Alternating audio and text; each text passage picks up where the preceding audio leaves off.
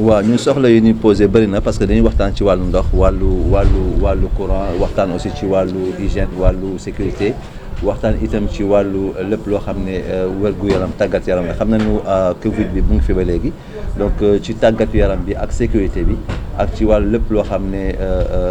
luy kaaraange doomu aadama yi fii ñëw ci loolu gën a accentué yow mais ñu ngi gërëm ñëpp parce que fànn bu nekk boo gis rek am na chef service bu taxaw fii boo xam ne aussi def na ay jéego yu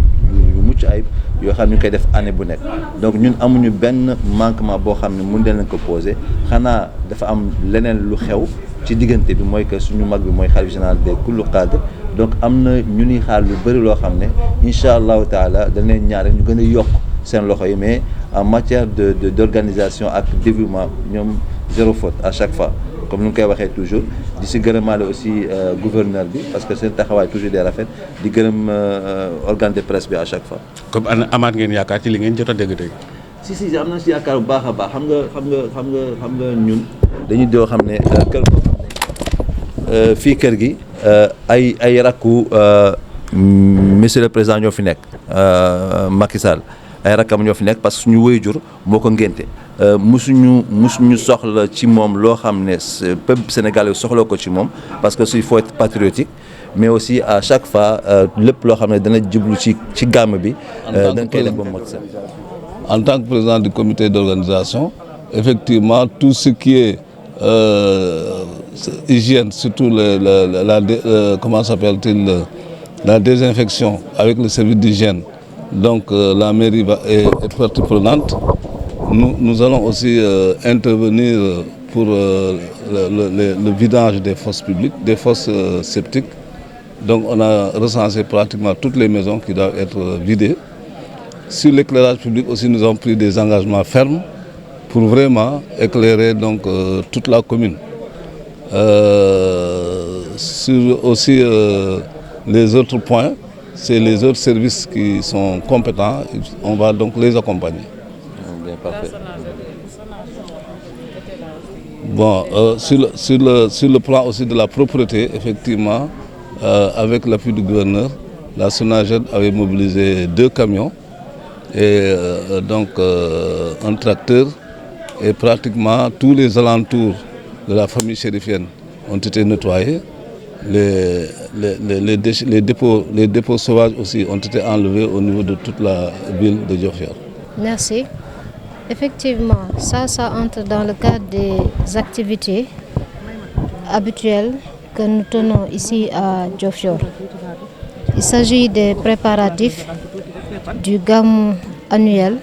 qui se déroule ici. Et c'était l'occasion aujourd'hui, avec l'ensemble des chefs de services régionaux, mais aussi tous les autres acteurs, notamment le comité d'organisation, de revenir sur, par rapport à l'organisation de cette activité, ce qu'il conviendrait de mettre en avant de la part de l'État, surtout par rapport aux engagements des différents chefs de services régionaux. Ça a été une occasion pour revenir sur tous les problèmes liés à la sécurité, les problèmes liés à l'électricité, à l'eau, et même parfois au futur de ce site religieux qui est d'une grande importance quand même pour la région de Fatick. Donc nous avons eu le temps quand même de revenir sur beaucoup d'aspects liés à l'organisation de ce Gamou annuel. Et je sais que dans les jours à venir, d'ici le Gamou, tous les engagements qui ont été pris seront largement respectés parce que nous avons eu un bilan aussi à faire par rapport à ce qu'on avait décidé l'année passée et qu'on avait déroulé. Mais au vu aujourd'hui de ce qui a été dit, c'est avec beaucoup de satisfaction que nous avons constaté ce bilan-là. Et je sais qu'entre-temps quand même, il y a eu beaucoup de changements ici au niveau de Diofior. C'est pourquoi nous l'avons inclus aujourd'hui dans les préparatifs. Et nous espérons qu'à l'issue en fait des dispositions qui seront prises de part et d'autre, que nous aurons un Gamou annuel qui se fera dans de très bonnes dispositions. Jërëjëf Ngour, tey jii comme niñ ko tàmmee di def at bu nekk dañuy ñëw fii ci Diofior def fi Gamou gu am solo gi ñi nga xamante ni tey jii mën naa ne waa Diofior yëpp ñu jiital ci monsieur le maire ci comité d'organisation bi ci lañ bokk. saa yu fi ñëwee nag wax dëgg dañuy rafetlu ñi nga xamante ni moom la ñuy taxawoo ñi nga xamante ni ñoom la ñuy taxawoo ci bis bi waaye aussi ñun ñu fekk si leen ci ndax bi ñu ñëwee lépp loo xamante ni daaw jëloon nañ ko ci mesure jëm ci état bi wax dëgg bi ñu ñëwee ñoom seen bopp di comité d'organisation bi ak ñi ko jiital rafetlu nañu bu baax li nga xamante ni jotoon nañ ko waxtaane moo tax tey bi ñu dellu siwaatee bi ñu defee tey bilan bi duggaat nañ nag ci li nga xamante ni mooy waajtaayu bis bi waajtaayu bis bi nag xëy na dafa laaj lu bari ndax tey ji fu nit ñi di daje mu am beneen dimension ndax entre temps xëy na am na changement yu bari yoo xamante ni am na fii ci Diofior ci kër gi ba tax ne xëy na dimension boobu moo tax mesure dañ doon jël xëy na dana am lu bari loo xam dana ca yokk ci loolu nag du mën a rek ci sécurité ndax tey ji fu nit ñi daje day laaj nga jël ay mesures sécuritaires day laaj tey ji nga seet foo leen dalal day laaj aussi nga seet mbirum électricité mbirum ndox